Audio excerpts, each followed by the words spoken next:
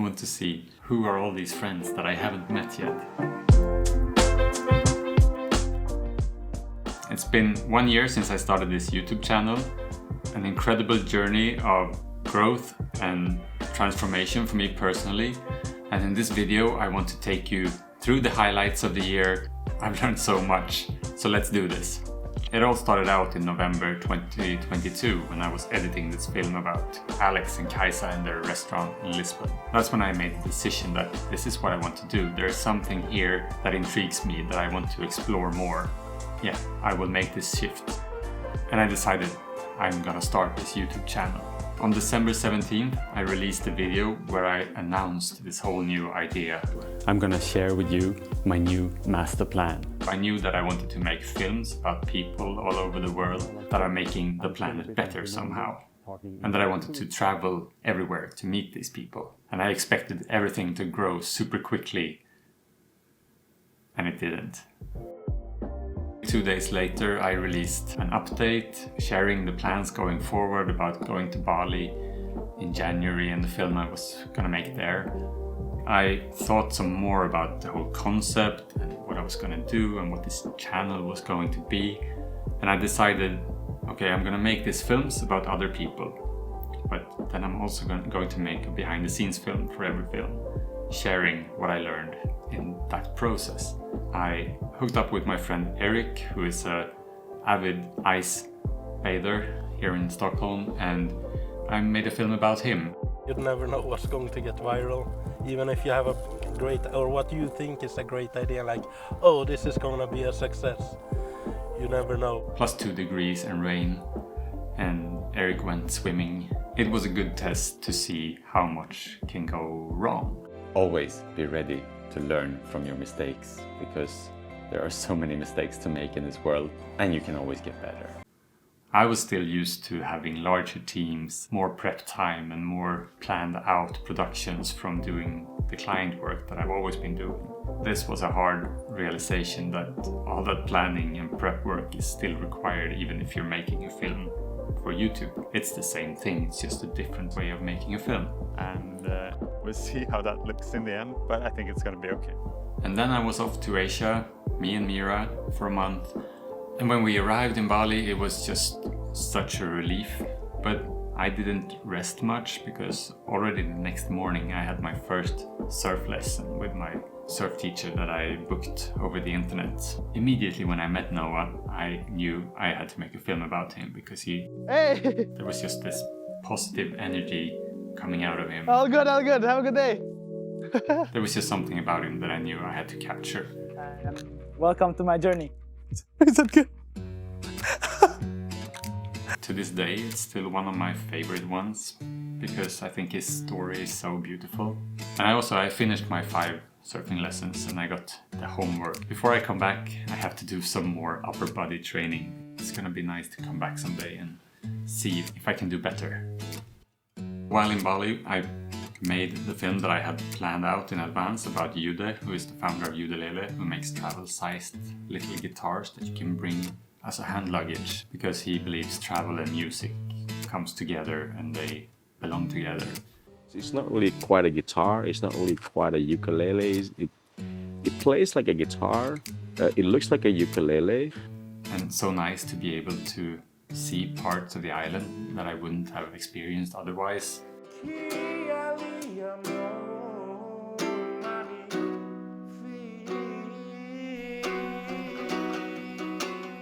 Coming back home, and when I had tested this concept for 2 films, I decided that this Svalbard idea was not a very good idea. The flight was already booked and Otto was gonna come with me, but that's where the plan ended.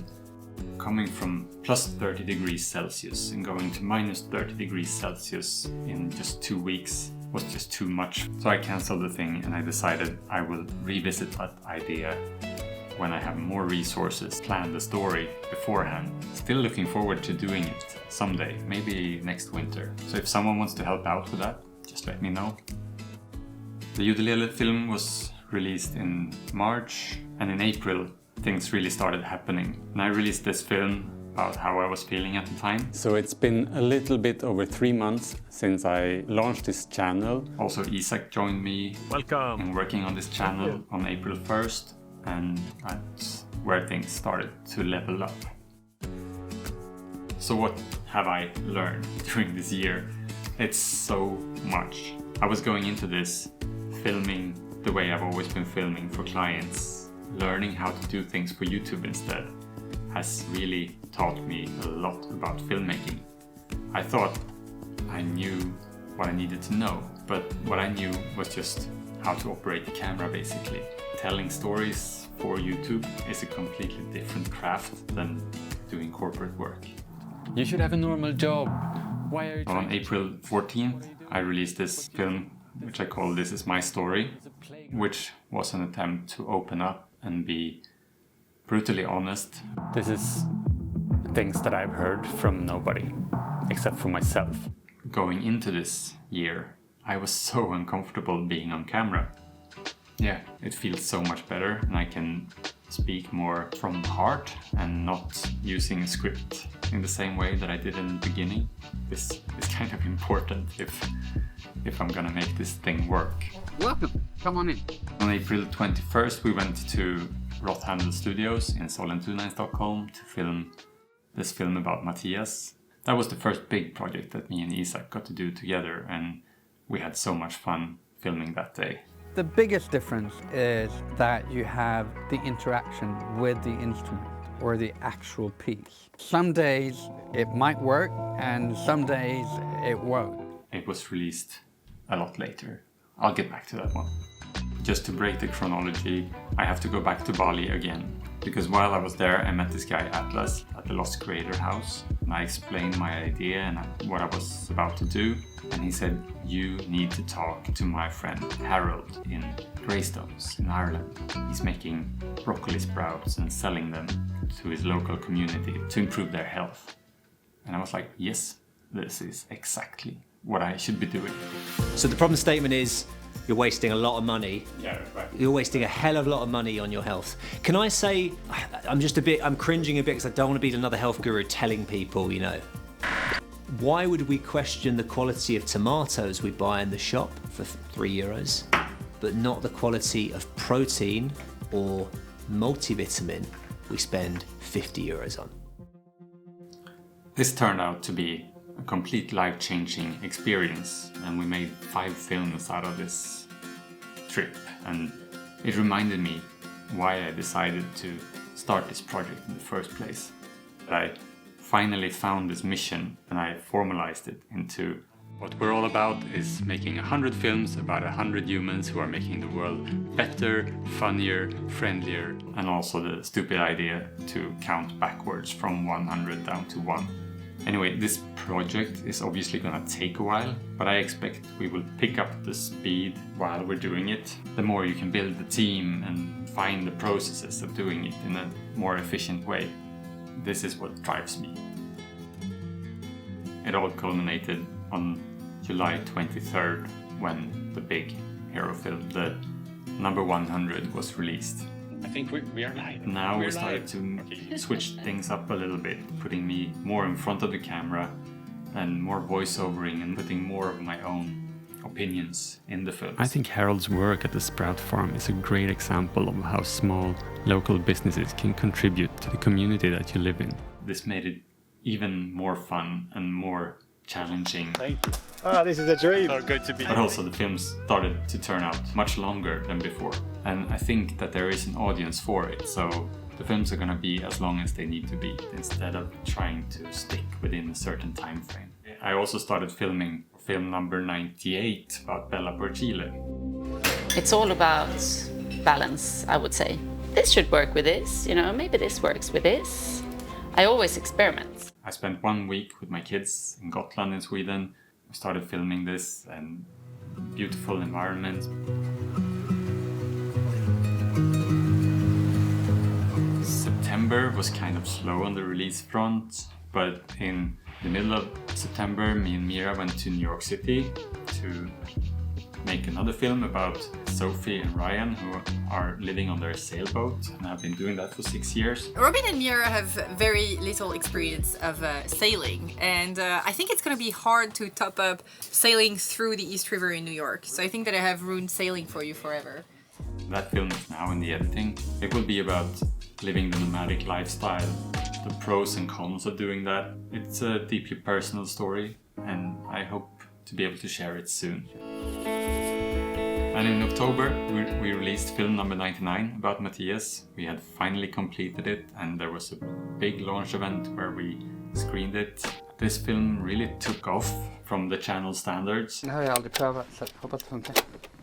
I have to know what emotion I want to leave to the listener. If I don't know that when I start, I won't start at all. There's no use. I said in the beginning I thought it was gonna grow really fast. Did it? No, it did not.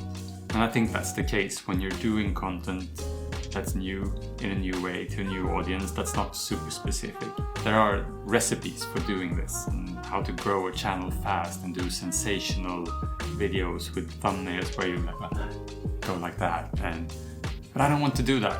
I want to make my kind of content the way I want to make it. And I want to find my audience by doing the thing I want to do. This has made me a better filmmaker, for sure, because I now have to focus more on what the story is. I have to focus on how to deliver it in a way that keeps people interested. We did a couple of small releases on YouTube, but on the 5th of December we released the film about Bella, finally. It's all about the presentation for me. It's the details that's important, and I think that's what people like. I think we are getting better and better for each film that we make, and it's so incredible to see that learning curve keep going up. And also we have started a new project about Joseph. He is a cellist in the Stockholm Royal Philharmonica, but he's doing annoying pop songs on the piano in a classical way for his YouTube. We've been meeting with him a couple of times, and there's so much work that he puts into these films, and we expect to complete this film during February or somewhere. Really looking forward to sharing more about this one. There's a second film coming out about Alex and Kaisa. It's sort of a 1-year anniversary thing where we celebrate the film that I made 1 year ago, while at the same time adding some new context to it and letting them talk more about their life and their purpose and how they think. Fantastico. Fantastico, buonissimo. And yeah, that film is also coming out soon. The biggest and most important thing that I experienced during this year is that I've made a lot of new friends all over the world. That's so important, and why I really want to continue doing this, because I want to see who are all these friends that I haven't met yet. To be able to connect with people that are doing something completely different, in a completely different place, in a completely different way.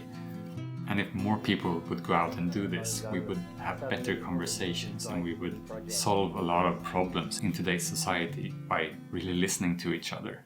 This is the market. This is the way the locals are, where the Balinese, the 16 days that you're in Bali you haven't seen. This is the place. Yeah. Time to wrap this up. I hope this gave you something of value to be able to just summarize a year in a relatively short film like this, and just appreciate how much I've been able to do during this year, because it's a lot. So until next time, much love and see you soon. Have you seen all of these films yet? If not, just go explore on this channel, and yeah, tell me which one is your favorite, because I like getting the feedback so much.